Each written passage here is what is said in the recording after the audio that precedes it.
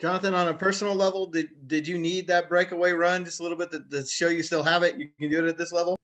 I mean, it did feel good. And one of the things coming into this league, having the mindset, you hear it a lot. I mean, it's tough. It's hard to get yards in this league. So, getting a bit of fresh air was definitely fulfilling.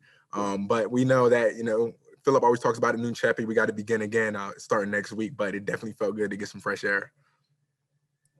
Joel Erickson. Jonathan, did it take any time for you to figure out or to get used to running out of the shotgun? I know at Wisconsin, you guys are more under center. Yeah, we did a little bit of a shotgun at Wisconsin more my junior year, my final year there. We did it a little bit. And like you said, we're mostly under center. And, really it's just a timing element in the shotgun. Things are kind of a little bit more quicker, in your reads a little bit because things kind of define because you're already at the line. Sometimes you might have to be a little bit more patient because you are so close. So different plays require different timing. And I think that's one of the biggest things that was an adjustment is, realizing the different timings on the different kind of schemes you have from the gun. Stephen Holder. Jonathan, just how much have you grown just this year? Your role changed, you're on a different level. And I'm just wondering, it looks like you've grown. Just how much do you think you've grown both as a player and then just as a person having to, kind of endure some tough times? Yeah, I think I've grown a lot. And I think one of the biggest things just from a football aspect is just realizing, hey, no matter when your number is called, at this level, you're obligated. Your job is to go in there and execute at a high level.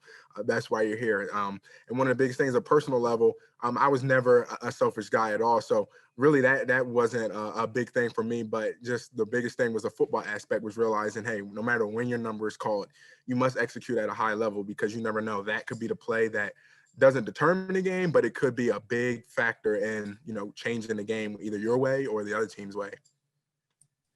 Jim Aiello. Jonathan, two questions. How good was the offensive line in front of you today? And then do you feel like, Frank said about confidence for you. Do you feel like you have a confidence maybe in that rapport you've built with the offensive line over these first few months now? Oh, yeah, the offensive line was definitely clicking today.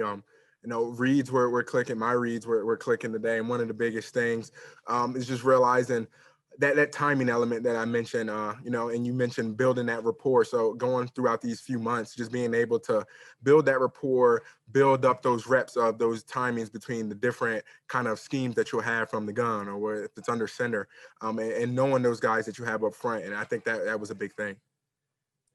All right, we'll go two more. Wish TV. Jonathan, I was going to ask about the offensive line, so I'll dial in a little bit more. What did it mean for you to be behind them, especially AC being banged up, Big Q having to move over to the left side? Just what does that say about them? I think it just shows you their toughness and their versatility. And that's what you want out of an offensive line. You want guys that are smart, and you want guys that are be able to be versatile. And I think it just shows that how smart they are, but that they're able to move around, interchange positions, because there's a lot of different little details that go into each position, whether it's tackle or guard. So those guys being able to switch around and being able to play tough through, being banged up, I mean, it says a lot. All right, last one, Mike Chappell. Jonathan, you guys go for over 200 yards today. I mean, there were times that you, I don't want to say grinded it out because there weren't a lot of those, but then you hit 62 and Naheem goes 31 and you had some other 12, 17. Just the importance of having chunk plays, either running game or passing game for an offense. From your eyes, what's the importance of that? It's really important. You always want to stay ahead of schedule. You always want to stay ahead of the sticks.